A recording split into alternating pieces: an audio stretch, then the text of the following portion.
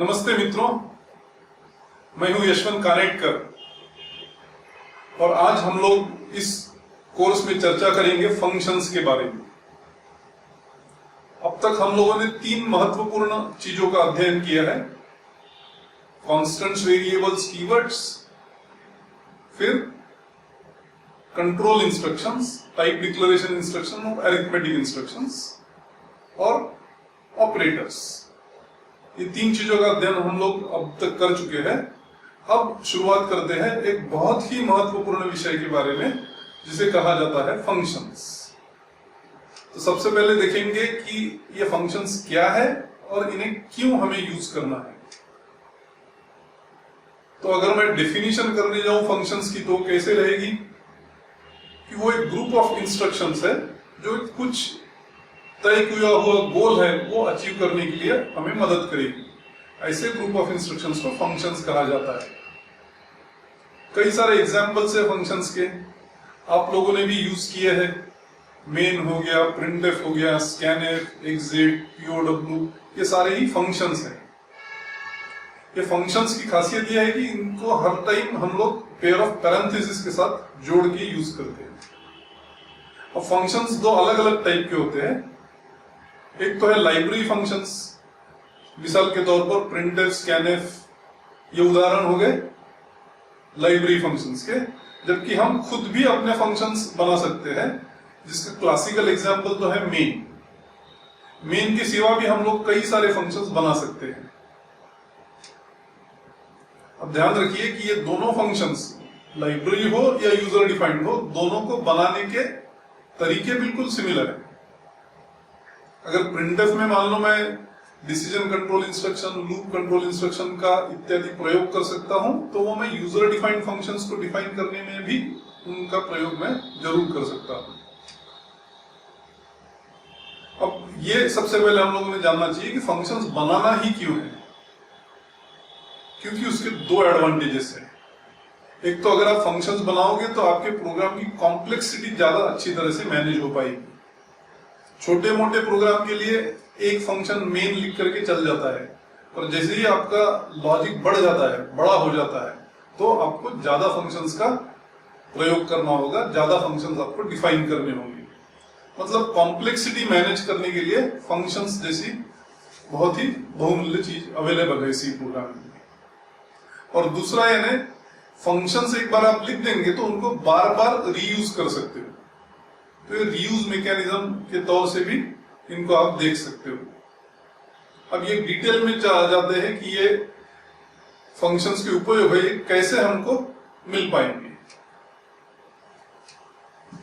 पहले देखते हैं कि ये कॉम्प्लेक्सिटी मैनेज करने में कैसे हमारी मदद कर सकता है। मान लो मैं एक सिंपल सा प्रोग्राम लिखता हूं जिसमें मेन के अंदर अभी तो मैंने सिर्फ कमेंट्स लिखे हुए हैं, पर मैं ये लॉजिक लिखना चाहता हूं कि मेन के द्वारा मैं इंटरनेट को कनेक्ट कर पाऊं, या तो कोई फाइल डाउनलोड कर पाऊं, या कोई फाइल मैं मेल करना चाहता हूं, वो इस प्रोग्राम द्वारा होना चाहिए। ये अगर सारे मुझे अचीव करना है तो ये एक मेथड हो गया कि साइट विजिट करनी है या मेल सेंड करनी है या कोई फाइल डाउनलोड करनी है, तो ये सारा लॉजिक मेन में तो लिख ही सकते हैं। और उससे भी बेहतर ये होगा कि हम मेन में ज्यादा इन लॉजिक को लिखने का प्रयास ना करें, उसके बदले हर इस छोटी चीज के लिए हम लोग एक फंक्शन लिख सकते हैं। जैसे इंटरनेट को कनेक्ट करने के लिए हम लोग कनेक्ट नाम का फंक्शन लिख सकते हैं। कोई फाइल अगर हमें डाउनलोड करनी है तो उसके लिए डाउनलोड फंक्शन लिख सकते हैं। उसी तरह सेंड मेल फंक्शन, उसी तरह विजिट फंक्शन। पर प्रोग्राम में ये सारे फंक्शंस जस्ट लिख देने से काम नहीं चलेगा। इन फंक्शंस को हमें एक्टिवेट करना पड़ेगा, इन फंक्शंस को हमें कॉल करना पड़ेगा। और वो कॉल कहाँ रहेगा? मेन के अंदर। मेन से मैं कनेक्ट को कॉल करूंगा, या डाउनलोड को कॉल करूंगा, या सेंड मेल को कॉल करूंगा, या विजिट को कॉल करूंगा। अब आप देखिए कि ये दूसरा मेथड जो है ये ज्यादा बेहतर मेथड है पहले के कंपैरिजन में। क्यों? क्योंकि उसके दो एडवांटेजेस है। एक तो ऐसा प्रोग्राम जिसमें कई सारे फंक्शंस है, वो डिजाइन करने में आसानी जाती है, क्योंकि आप छोटे छोटे प्रॉब्लम्स को एड्रेस कर रहे हो। जब आप सेंड मेल फंक्शन लिख रहे हो तो आपको ये नहीं देखना कि मैं इंटरनेट को कैसे कनेक्ट करूं, मतलब फोकस्ड हो जाता है वो फंक्शन का पर्पस, वो फोकस्ड इंस्ट्रक्शन से आप उसमें लिखते हो। और इससे दूसरा फायदा ये होता है कि अगर मान लो आपका प्रोग्राम नहीं चलता है, किस कारणवश आपकी मेल नहीं जा पा रही है, तो आपको पता है कि मुझे इस प्रॉब्लम को खोजना कहाँ है। अगर मेल बराबर नहीं जा रही है तो विजिट में खोज करके कोई फायदा नहीं है, मुझे सेंड मेल फंक्शन देखना होगा। तो इस प्रकार ये फायदा होता है कि हमें पता लगता है कि कौन से फंक्शन में प्रॉब्लम हुआ है, तो छोटी अगर इंस्ट्रक्शन है उसमें तो मैनेज करना ज्यादा आसान हो जाता है। तो ओवरऑल मैं बोल सकता हूं कि फंक्शंस अगर आप लिखोगे तो आपकी कॉम्प्लेक्सिटी ज्यादा अच्छी तरह से मैनेज हो पाएगी। दूसरा एक फंक्शन का एडवांटेज है कि वो एक रीयूज मैकेनिज्म है। मतलब क्या कि मान लो मैं मेन में कई सारी जगह पे एक लॉजिक लिखना चाहता हूं जिससे मैं पता कर पाऊं कि कोई एक नंबर प्राइम नंबर है या नहीं है। अब ये लॉजिक तो हमें पता है, ये हमें अगर 5 जगह चाहिए या 4 जगह चाहिए मेन के अंदर, तो वहां तो वो लॉजिक लिख ही सकते हो। और उससे क्या हो जाएगा कि वही लॉजिक फालतू में रिपीट करना होगा मेन में 4 जगह, और एक जगह आपने चेंज किया तो आपको ध्यान में भी रखना होगा कि ये चारों जगह पर भी मुझे चेंज करना है। तो वो कोई अच्छी चीज नहीं।